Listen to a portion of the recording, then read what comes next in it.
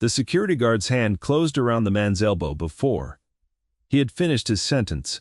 Daniel Reyes did not raise his voice. He did not pull away. He simply looked down at the hand on his arm, then back up at the man's face, and waited. "Sir, I need you to come with me," the guard said again, quieter this time, aware that people near the entrance had started to look.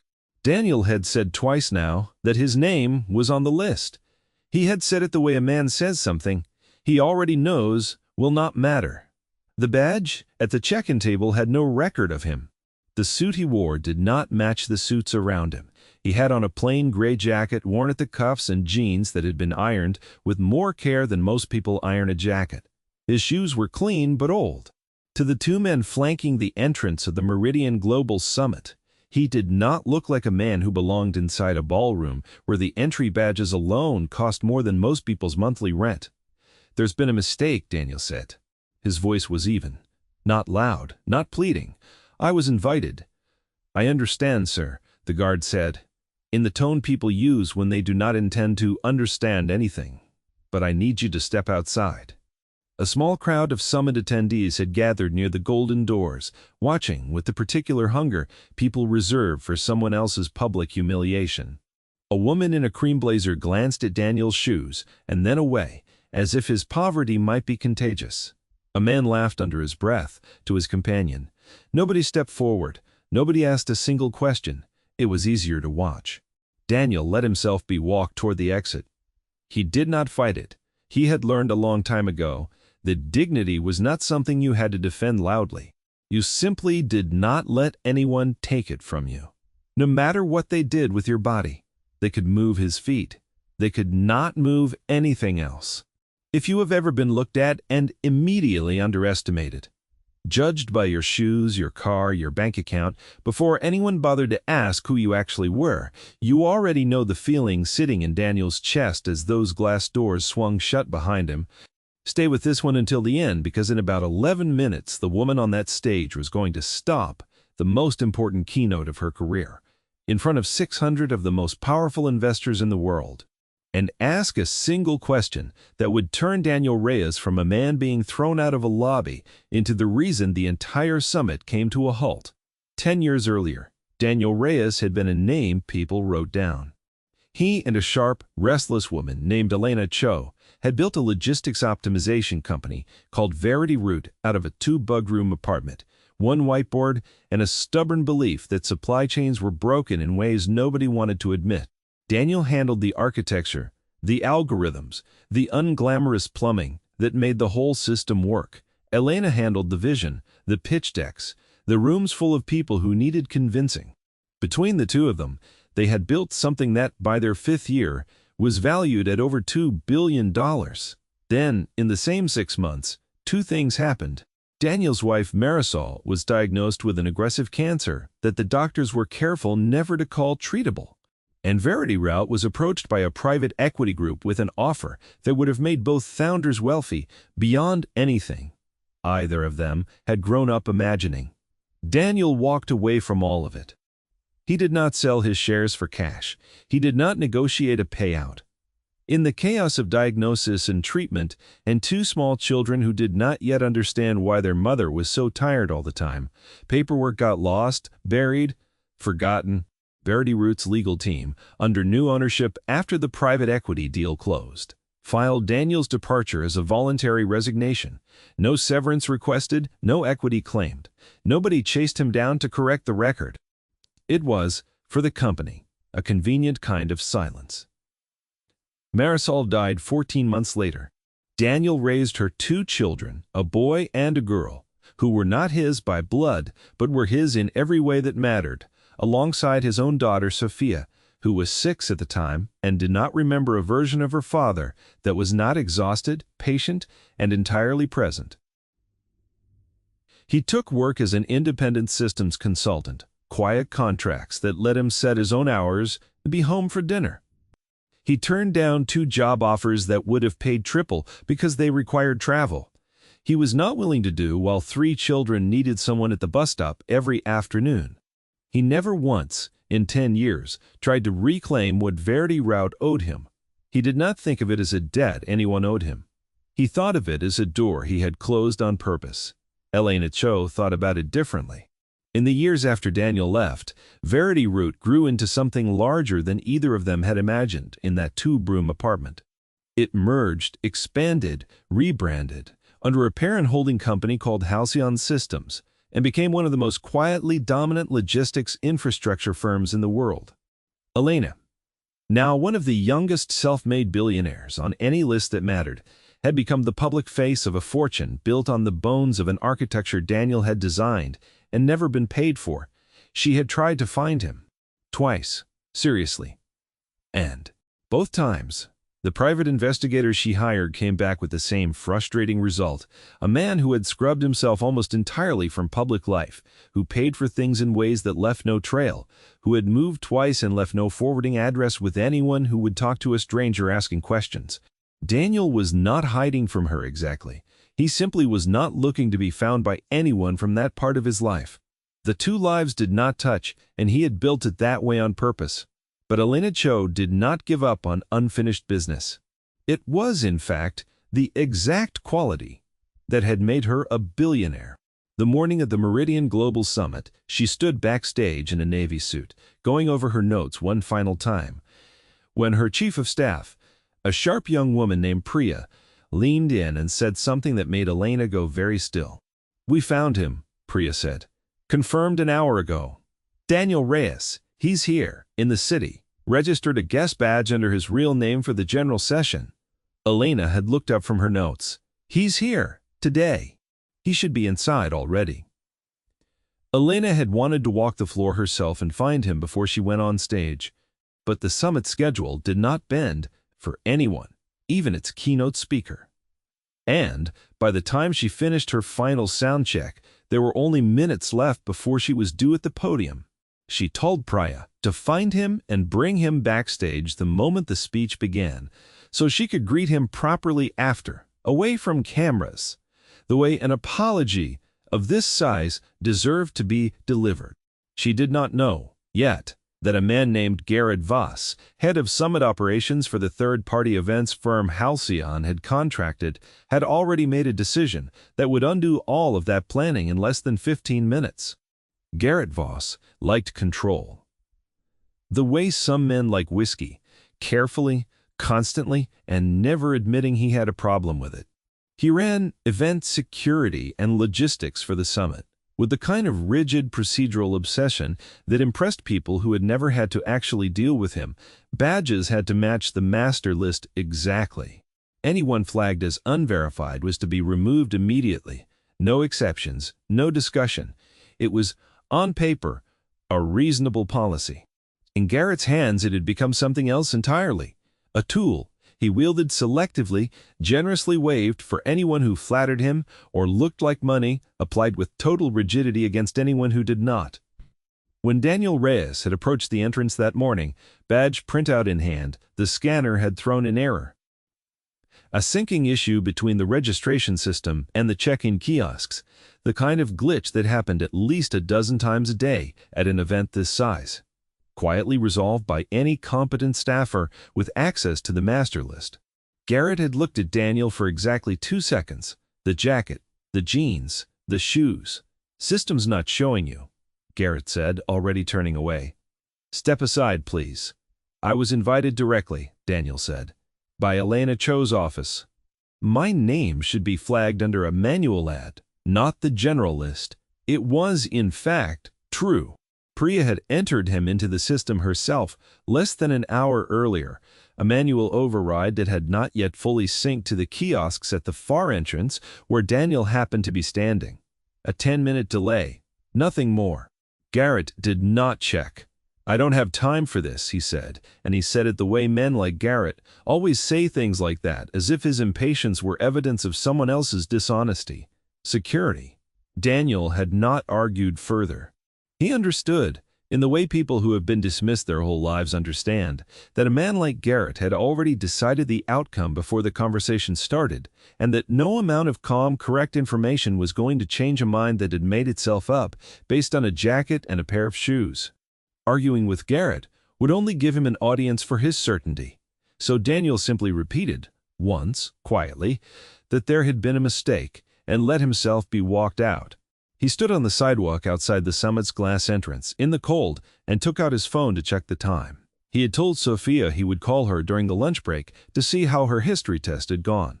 It was 9:47 in the morning. He figured, plenty of time to find a coffee shop, sit down, and let whoever had made this mistake sort it out on their own schedule, if they cared to at all. He did not know that inside, 90 feet away and 1 floor up, a woman was walking onto a stage in front of 600 people, about to notice, within the first 4 minutes of her keynote, that the guest she had been waiting a decade to see was nowhere in the room. Elena Cho's opening remarks were, by every account afterward, some of the sharpest of her career. She spoke about supply chain resilience, about the architecture of trust between companies that never see each other's warehouses, about the invisible systems that keep modern life from falling apart quietly, every single day, without anyone noticing the plumbing until it breaks. She spoke with the fluency of someone who had given hundreds of talks like this one. The audience, 600 investors, founders, and executives, was wrapped in the way audiences are wrapped for people who control billions of dollars. 4 minutes in, she glanced toward the wing of the stage, where Priya was supposed to be standing, with a small nod, a signal that Daniel had been found and was waiting. Priya was not there. Elena.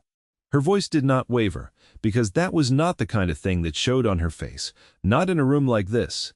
But something in her had gone quiet and sharp, the way a hallway goes quiet. When you notice a door that should be closed is standing open, she finished her prepared remarks on schedule. Then, instead of moving into the fireside conversation that had been planned with the summit's host, she did something that was not on any run sheet, was not in any script, and made the entire production team backstage go rigid with panic. She stopped. "Before we continue," Elena said, into a room that had been mid-applause and was now settling into confused silence. "I want to ask something, and I'd like an honest answer, because it matters more to me than anything else on today's agenda." She scanned the room, slowly, deliberately, the way a person looks for a face they are afraid they will not find. "There should be a guest here today, a man named Daniel Reyes. He would have registered this morning, likely dressed differently than most of the people in this room. I need to know if he made it inside." Silence. A rustle of confusion. 600 people looking at each other, at their programs, at the stage, waiting for someone else to have the answer. Then, near the back, a woman in a cream blazer raised her hand slightly, the way people do when they realize too late that they were a witness to something they had not understood the significance of. "I saw a man matching that description," she said, her voice carrying awkwardly across the silent ballroom. "Security walked him out, maybe 20 minutes ago." Elena Cho did not move for a full 3 seconds. To the audience, it read as composure. To Priya, standing frozen in the wing, it read as something closer to controlled fury. "Walked him out," Elena repeated, "not a question." A confirmation, spoken flatly, the way you repeat a diagnosis back to a doctor before it becomes real. She set down the small clicker in her hand. "I'm not continuing this keynote," she said, "until someone finds that man and brings him back into this room, and I'd like to know exactly who made the decision to remove him." Backstage, Garrett Voss felt his stomach drop the way it does when a car goes over a hill too fast. He had not, until that moment, connected the man in the gray jacket to anything more significant than an unverified badge and an inconvenience to his morning schedule. Now, standing in the wing with a headset around his neck and Elena Cho's voice still ringing through the ballroom speakers, he understood in the space of about 4 seconds that he had just personally and very publicly ejected the one guest the summit's keynote speaker considered more important than her own keynote, Ja. Priya was already moving before Elie had finished her sentence, phone against her ear, sprinting the length of the backstage corridor toward the loading entrance where Garrett stood. "Where is he?" she said. "The man from this morning." "Gray jacket. Where did security take him?" Garrett straightened his jacket, an old habit, the physical version of clearing his throat before a lie. "There was a badge discrepancy," Garrett said. "Protocol requires removal of anyone the system doesn't verify. I followed procedure exactly as, where is he?" Priya said again, not raising her voice, which somehow made it worse. He was escorted to the main entrance. I don't know where he went after that. Priya was already moving toward the doors, radio in hand, calling every member of the ground floor security team at once, telling them to find a man in a gray jacket and jeans within a 3-block radius and bring him back immediately, that this came directly from Elena Cho, that there would be consequences for anyone who moved slowly. Garrett stood in the corridor, still holding his headset, replaying the 2 seconds he had spent looking at Daniel's shoes, and feeling for the first time that morning the particular cold that comes when a decision you made, without thinking suddenly, has a name and a face attached to it. And the name belongs to someone powerful enough to end your career before lunch. Daniel was 2 blocks away, sitting at a small table in a coffee shop with the afternoon light coming in sideways through the window, when his phone rang from a number he did not recognize. He almost let it go to voicemail. He had, after everything that morning, decided the summit was simply not going to happen for him today, and he had already begun thinking through how he would explain the wasted trip to Sofia that evening, in the plain, unbothered way he explained most disappointments to his children.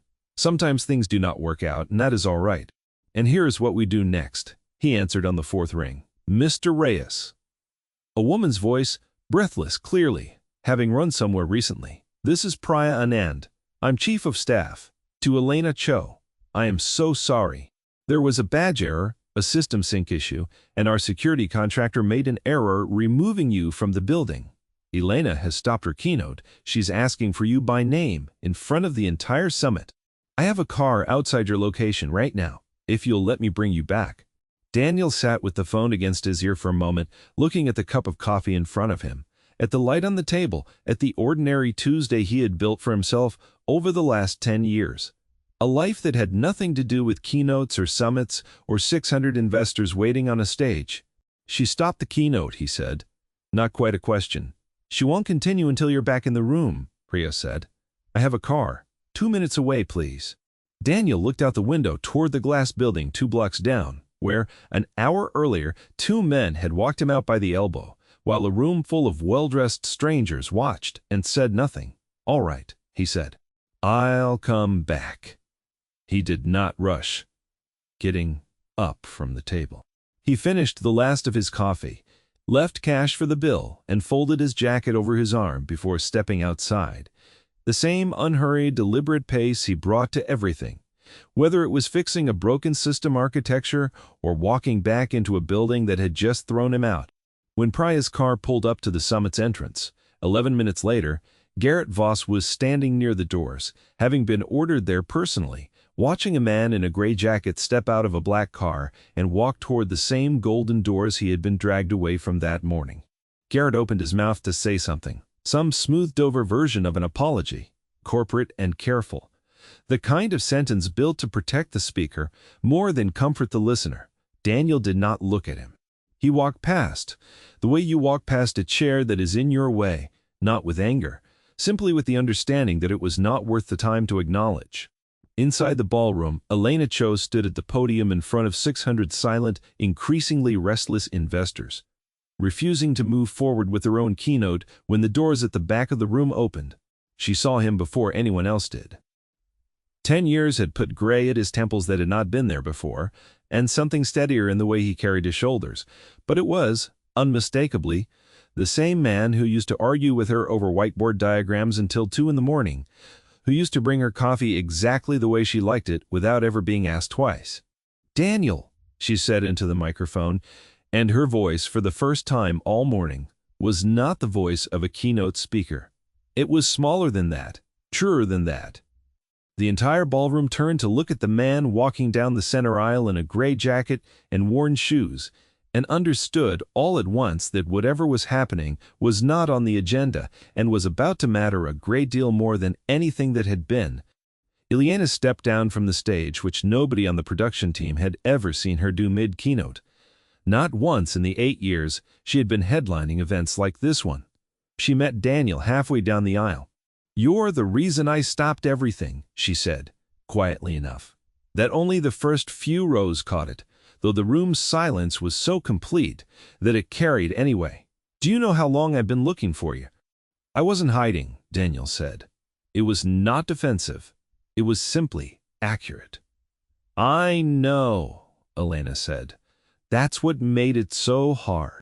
She turned to the room, 600 faces, watching a moment that none of them fully understood. Yet, and she did something that would be written about, quoted, and dissected for months afterward in every business publication that covered the summit. 10 years ago, she said, her voice finding the podium register again, but carrying something rawer underneath it. This man and I built a company from a folding table in a 2-room apartment. He designed every piece of the architecture that made it work. When his wife got sick, he walked away from all of it to raise their children, and in the chaos of that year, his equity was never properly settled. Not because he didn't ask, because he never asked. He walked away from what would today be worth more than $400 million without a single phone call, demanding what he was owed. A murmur moved through the room, the particular sound of 600 people recalculating something at once. This morning, Elena continued, my own event security removed him from this building because he didn't look like he belonged here. She let that sentence sit in the room without softening it. I'd like everyone to understand something before we continue today's program, she said. The person your event staff walked out of this lobby an hour ago built the foundation that half the systems in this industry now run on. He is not a guest I am tolerating. He is the reason Halcyon Systems exists at all. Garrett Voss, standing near the back entrance, where he had positioned himself in the hope of being forgettable, felt 600 heads turn, slowly, in his direction, without a single person needing to be told where to look. Elena did not point at him. She did not need to. I'll be speaking with our events team after today's session, she said evenly, about how a guest of honor was removed from this building based on his clothing, without anyone bothering to check whether the system error was on our end, which it was. She turned back to Daniel. Will you come sit with me? She asked. Not backstage here, in the room. Daniel glanced at the 600 faces, at the stage, at the woman he had once spent 3 years building something with, who was now looking at him with an expression that had nothing to do with cameras or optics. All right, he said. They sat together in 2 chairs, brought quickly to the front of the stage, and what followed was not in the end a keynote about supply chains at all. Elena asked him questions in front of the entire summit, questions she had clearly been saving for 10 years. About Marisol, about the children, about whether he had ever regretted it, walking away from a company worth billions to sit at a kitchen table with 3 kids and a stack of homework. Daniel answered plainly, the way he answered everything. I didn't walk away from the company, he said. I walked toward my family. Those aren't the same decision, even though they look identical from the outside. He talked about Sophia, about the 2 children who were not his by blood but were in every way his responsibility and his joy, about the quiet, unglamorous years of packed lunches and parent-teacher conferences and late nights helping with algebra homework. He barely remembered from his own school days. I didn't think about the equity, he said, when Elena finally asked directly. I thought about who was going to be at the bus stop every afternoon. There wasn't anyone else. So it had to be me. Everything else was just paperwork. I never got around to the room. 600 of the most powerful and famously unsentimental people in finance and technology sat in a silence that had nothing performative in it. Elena, for her part, did not try to hide what the moment cost her. I looked for you, she said, twice, with people whose entire job is finding people who don't want to be found. I told myself it was about the money. It wasn't really. It was that I never got to say I was sorry. That the company kept growing on the back of what you built, and you got nothing. And I let 10 years pass, instead of tearing the paperwork apart myself the moment I noticed the mistake. You're saying it now, Daniel said. It's 10 years late. It's still on time, Daniel said. Nothing that matters actually has a deadline. You just have to show up eventually. It was, by the account of several attendees who wrote about the summit afterward, the only unscripted line of the entire keynote season that people were still quoting a year later. The formal resolution took 11 days. Verdi Root's original founding paperwork, Buried in an old digital archive that Elena had personally ordered, pulled the same afternoon, confirmed exactly what everyone in that ballroom had already understood without needing a single document. Daniel Reyes's departure had never been processed as a resignation of equity. It had been recorded by an overworked and long since departed junior counsel as an open item, pending settlement, and then simply never revisited because nobody with the authority to revisit it had any incentive to go looking for a man who never called to complain. Elena's finance team ran the numbers 3 separate times. The growth of his original equity stake compounded across a decade of acquisitions, mergers, and one very successful public offering. Each time, the number came back close enough to $400 million that the final figure, settled with interest and adjustments Daniel had not asked for and initially tried to decline, landed at $412 million. Daniel read the settlement documents at his kitchen table 3 separate times before he signed anything. Not because he doubted the number, because he wanted to be sure, completely sure, that signing it did not require him to become someone he did not recognize. He read the terms, line by line, looking for anything that would obligate him to travel, to relocate, to take on a title that would pull him away from 3 children who had built their entire sense of stability around a father who was reliably, boringly, wonderfully present every single evening. There was nothing in the paperwork that asked that of him. Elena had made certain of it herself. "I don't want your life," she told him the week before he signed, sitting across from him at his own kitchen table in a modest house that could not have been more different from the glass offices of Halcyon Systems. "I just want to fix what should have been fixed a decade ago. You don't owe me an apology for the whole industry," Daniel said. "Just the part you actually got wrong. That's the part I'm trying to fix." He signed the papers on a Thursday at that same kitchen table with his daughter Sophia doing homework at the other end of it, glancing up occasionally at the strange sight of a billionaire sitting in her kitchen drinking coffee out of a chipped mug that said, "World's okayest cook," a gift from a Father's Day 3 years earlier that had become, somehow, his favorite one. Garrett Voss did not survive the 11 days. The events firm that had contracted him for summit operations conducted its own internal review, prompted directly by a call from Elena Cho's office, and found what anyone who had watched the footage from that morning already knew. Garrett had ignored a documented badge sync error, failed to escalate an unverified guest through the correct channel, and made a subjective judgment about who did and did not belong in the building based on nothing but appearance, a decision he had made dozens of times before, with other guests who did not happen to be worth $400 million. Guests whose complaints simply never reached anyone powerful enough to matter. He was terminated within the week. The story, once it reached certain corners of the business press, followed him further than his termination letter did. Elena did not gloat about it. She mentioned it once briefly in a follow-up interview when asked whether the security contractor involved had faced consequences. "He's no longer with the firm," she said. But the deeper problem wasn't one man's judgment. It was a system that let one man's judgment go unchecked for years, as long as the people he was wrong about never had the power to be heard. "We're rebuilding that system. That part matters more to me than what happened to him." Specifically, Daniel was offered formally a seat on the board of Halcyon Systems, along with an open invitation to return in an executive capacity, architecture and systems design, the work he had always loved most, at a compensation package that would have made most people's decision instant. He turned down the executive role. He accepted the board seat on one condition, delivered the way Daniel delivered most things, without negotiation theater, simply a plain statement of what he needed to be true. "I'll join," he said, "if the board meets quarterly, and if I can attend by video for at least half of those, because I'm not missing my kids' school events for a conference room." "Done," Elena said, without hesitation.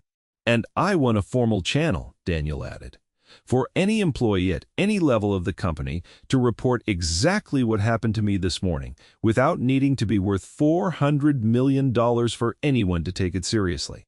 Elena had looked at him for a long moment. "That's not in the original proposal," she said.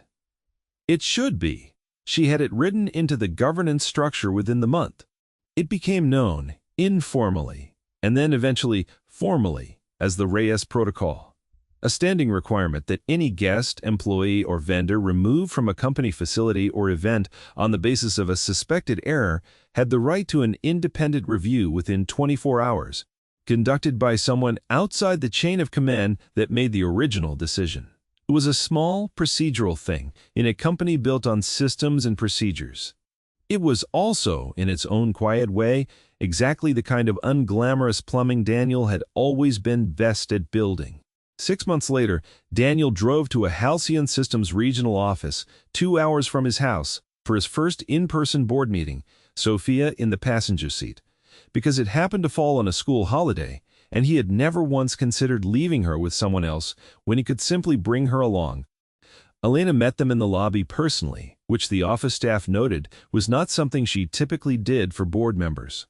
"You must be Sophia," she said, crouching slightly to shake the girl's hand with the same seriousness she would have given an investor.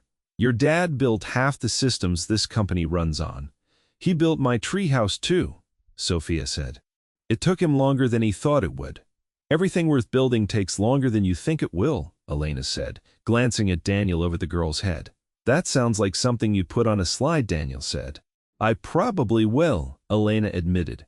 They walked into the building together. The three of them passed a front desk where a young employee checked Sophia's guest badge without a single glance at what either of them was wearing, printed it correctly on the first try, and wished them a good afternoon.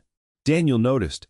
He always noticed the small mechanical things, the parts of a system that were working exactly as they should, quietly, without needing anyone to make a speech about it. Later that evening, back in his own kitchen, with Sophia doing homework at the table, and the two other children arguing cheerfully over whose turn it was to set out plates, Daniel sat for a moment with a mug of coffee, looking out the window at the ordinary evening light on an ordinary street, in the life he had built on purpose, one afternoon at a time. For 10 years without once needing anyone's stage or anyone's applause, to know it had been the right decision.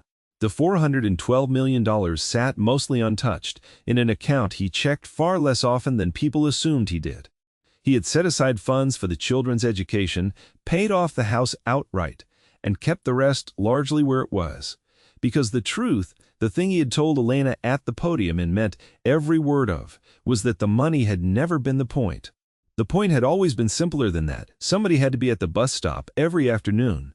For 10 years, without asking anyone's permission or waiting for anyone's recognition, that had been him. It still was.